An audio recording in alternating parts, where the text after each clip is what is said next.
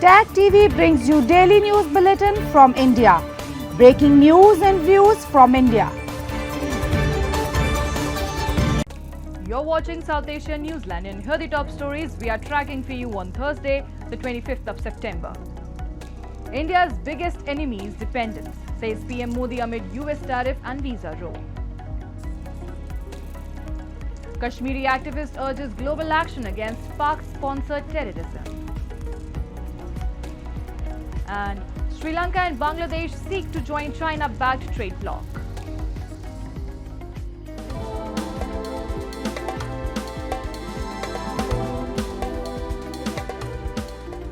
And now for all the details. India's Prime Minister Narendra Modi, speaking at the inauguration of the Uttar Pradesh International Trade Show 2025 on Thursday, called for the fulfillment of the vision of Atmanirbhar Bharat and said that at a time when the whole world is experiencing global disruption, countries will compromise their own growth by relying on others for their own development.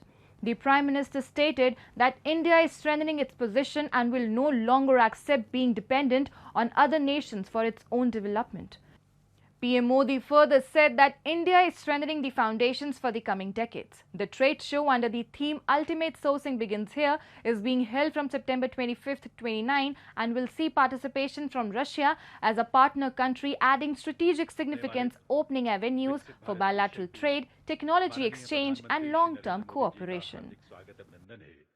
Uttar Pradesh international trade show 2025 के इन disruption के बीच आज भारत आने वाले दशकों की नींव मजबूत कर रहा है और इसमें भी हमारा संकल्प है, हमारा मंत्र है आत्मनिर्भर भारत। दूसरों पर निर्भर होने से ज्यादा व्यवस्था कोई और हो ही नहीं सकती। बदलती हुई दुनिया में जो देश जितना ज्यादा दूसरों पर निर्भर रहेगा, उसकी ग्रोथ उतनी ही कॉम्प्रोमाइज रहने वाली है। Meanwhile, US Energy Secretary Chris Wright has expressed strong admiration for India and said Washington is keen to expand energy cooperation with New Delhi in areas including natural gas, coal, nuclear energy and clean cooking fuels. He acknowledged the geopolitical challenges India faces, particularly in relation to the ongoing conflict in Ukraine, and linked it to the global energy trade. I think there's a bright future there, but somehow we got to figure out how to work together to put the maximum pressure to bring the war to an end. And India on Thursday successfully test-fired its new generation nuclear-capable ballistic missile Agni Prime from a rail-based mobile launcher system off the coast of Odisha. Adding to India's defence arsenal, the Agni Prime missile boasts several key features. The missile uses a ring laser gyro-based inertial navigation system and a micro-inertial navigation system with optional GPS and NAVIC satellite navigation.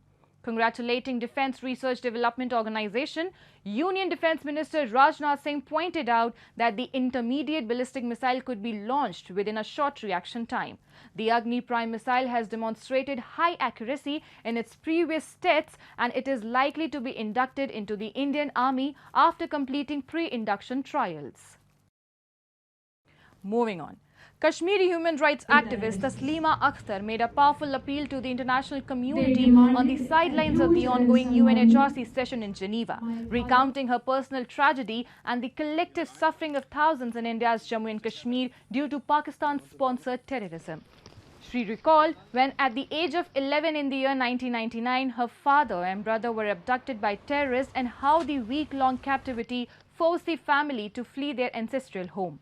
She highlighted 3 decades of terror marked by killings of teachers, migrant workers and worshippers, alongside the mass exodus of Kashmiri Pandits. Taslima urged global action and accountability of terror-sponsoring states. Hold accountable those who sponsor terrorism. Pakistan's role in training, arming and financing terrorists must not be ignored.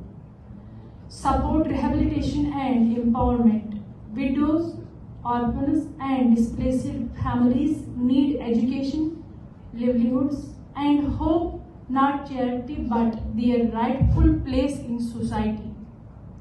My message is simple. We do not revenge, we seek justice. We do not seek war, we seek peace. Moving on. Rising gas prices in Pakistan-occupied Jammu and Kashmir have sparked anger, with families warning they may have no option but to cut forests for fuel. Local leaders say the crisis is pushing both households and the environment toward disaster. We have a report.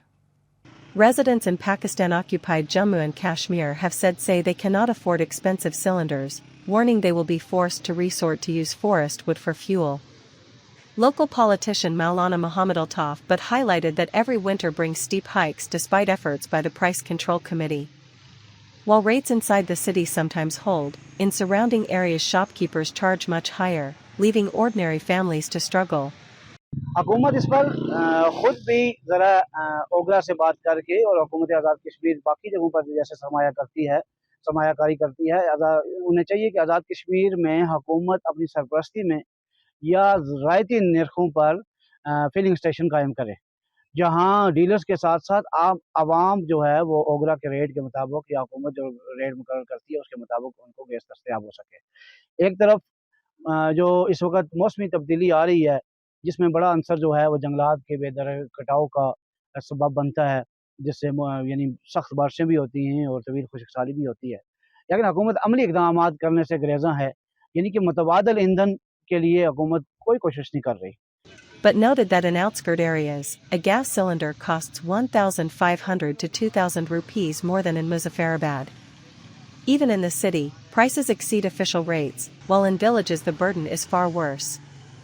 He urged the government to establish subsidized gas filling stations across PJK, warning that without intervention, people will keep cutting forests for survival, fueling both financial strain and environmental decline in the occupied region.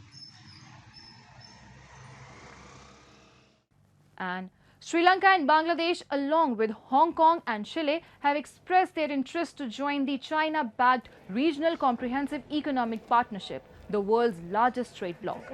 The RCEP currently includes China, Japan, South Korea, Australia, New Zealand, and the 10 ASEAN member nations.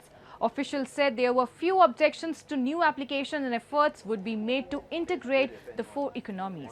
Expansion talks are expected this week on the sidelines of ASEAN Trade and Economic Ministers meeting in Malaysia.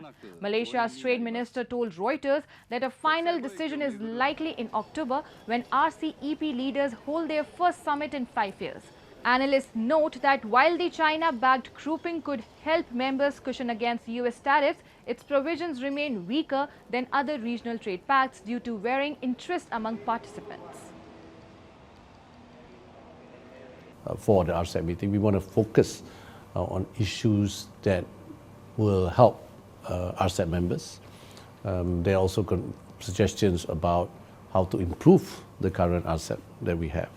There are even suggestions about bringing in new countries into RCEP. And Nepal's President Ramchandra Paudel on Wednesday issued an ordinance to amend the Voter Roll Act 2016, paving the way to enroll Gen Z voters on the electoral list. The ordinance was issued under Article 114 of the Constitution by the recommendation of the Council of Ministers. The ordinance aims to amend an earlier session of the Voter List Act, which had barred registration after the announcement of an election date. This act had prevented eligible citizens, particularly youth who recently reached voting age, from being listed in the voter roll. The newly formed interim government led by Prime Minister Sushila Karki has called for elections on March 5th next year. Nepal has had 14 governments since being declared a federal democratic republic in 2008, with repeated uprising fueled by stark income inequality and youth unemployment at more than 20%. And that's all in tonight's edition. We will see you same time tomorrow. Till then, good night.